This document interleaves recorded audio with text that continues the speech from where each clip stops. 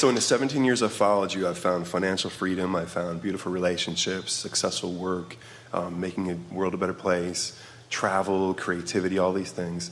And long story short, the next step for me that I've worked on for a long time is self-concept.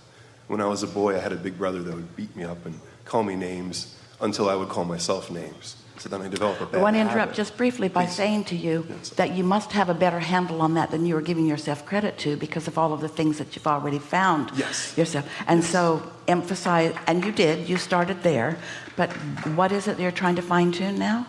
Self-concept? Self-concept. I have a mixed self-concept. Everyone does. That's why anyone ever has negative emotion.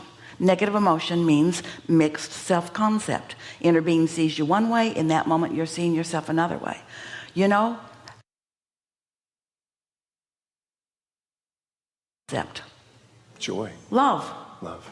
Appreciation. No mixed concept then. You and your inner being on exactly the same page in this moment in time about what you're focused on. And so? So if you were in my physical shoes, I've worked on the self-concept for 25 years, I guess, and I've come so far. As I manifest things, my self-concept has improved. Well, do you believe that step 1 is ask, step 2 is source answers, step 3 is completion of self-concept? In other words, step 3 is lined up, tuned in, tapped in with my inner being. Do you believe that step 1 is important to the equation? Mm-hmm. So isn't part of the concept of self that you would come into an environment where you could explore and know what you don't want? And isn't it logical that in those moments that you know what you don't want, your mechanism for calibration is working overtime, full-time, big time, and you can feel, but isn't that all still part of self-concept? You're not asking us to help you rid yourself of any negative emotion, are you? You're not asking to be the one exception in all of the universe to not experience contrast in a beneficial way. Or are you now?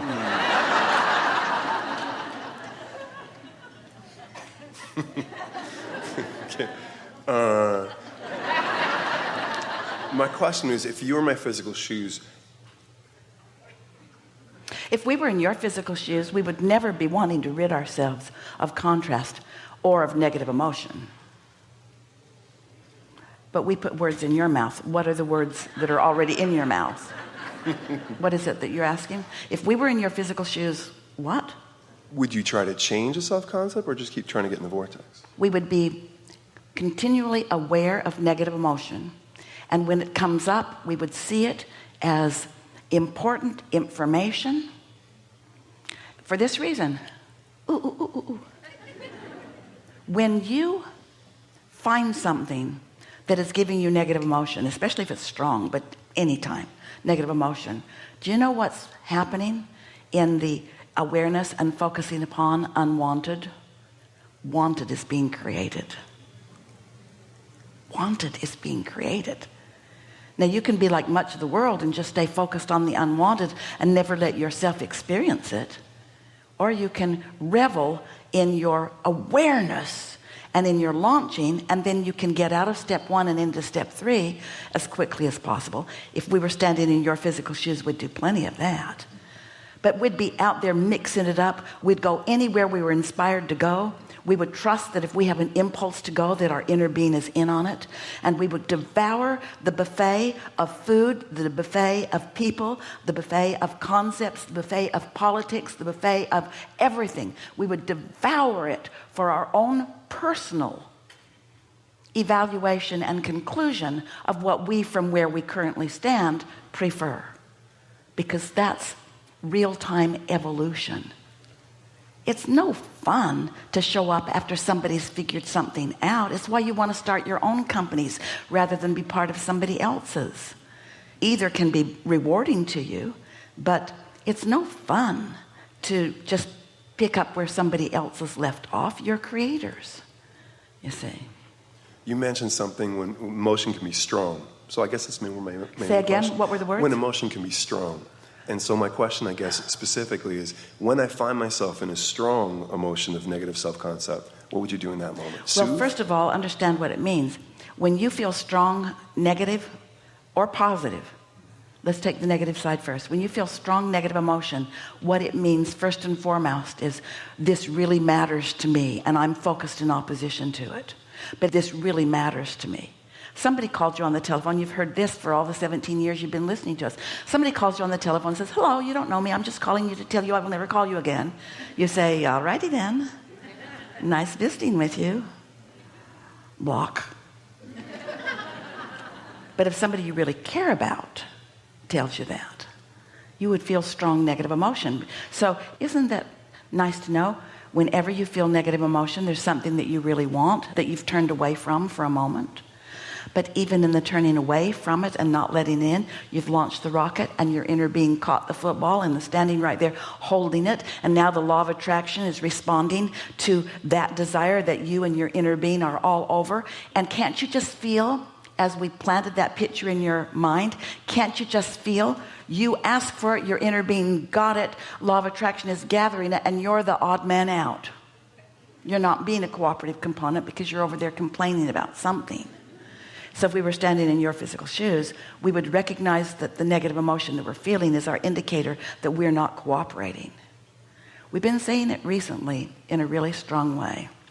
We've been saying every time you feel negative emotion, you are in disagreement with your inner being about something that matters. And another way of looking at it is, in my human form, in my physical shoes, I'm telling myself an untruth because my inner being's over here with the facts and the ability and the revelation and the creation, and I'm depriving myself of it. I'm telling myself a falsehood, so I am preventing myself from having that right here, right now, from having the motion toward it or having the satisfaction of the unfolding of it. So first, I'm in disagreement with my inner being, and we got to tell you, your inner being knows what's going on. So if you're in disagreement with your inner being, there is a flawed premise or falsehood that is going on, you are perpetuating. Then the next question is, why am I doing this? And the majority of the time, 999 times out of 1,000, more than that, it's because you'd rather be right than feel good. And your past experience has shown you that you're right, because the law of attraction always backs up what you think. So you're sure that you're right and you don't feel good. You got to sort that out, because if you were really right about this, you'd be dancing in the streets with your inner being. You'd be feeling great about it, not terrible about it. Does that make sense? That's what we'd be doing. And so when like a big one comes, you would soothe yourself. I mean, because I find maybe I'm getting too specific in those moments. When a big negative thought comes, I'm trying to change it instead of just going, well, not now. Okay, back to what would you do, Abraham, if you were standing in our physical shoes? We'd catch them before they get that big.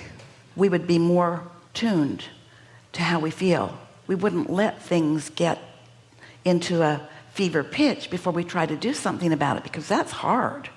There's a strong tug of war going on then you do need a nap. So in other words, don't try to work on it when it's too strong. Just keep prepaving. So that goes back to the question that we were talking about earlier. If you're feeling good, be as specific as you can be. If you're feeling bad, go general. Just let it go in that moment. When it's hard, just let it go. Well, law of attraction's not exactly going to help you let it go, but at least you're not going to dig in, and that's why we point out that it's that feeling of, I'd rather be right. Esther used to say, man, I would never do that. And Jerry would say, maybe we can have a conversation with Abraham when you settle down here a little bit. In that, there's this judgment that I wouldn't do that from where I stand, therefore they shouldn't be doing it from where they stand, even though everybody's standing in a different place. It really is about not putting so much stake in what others are doing around you, and put it all in the relationship between you and your own desires, because nobody can keep anything from you.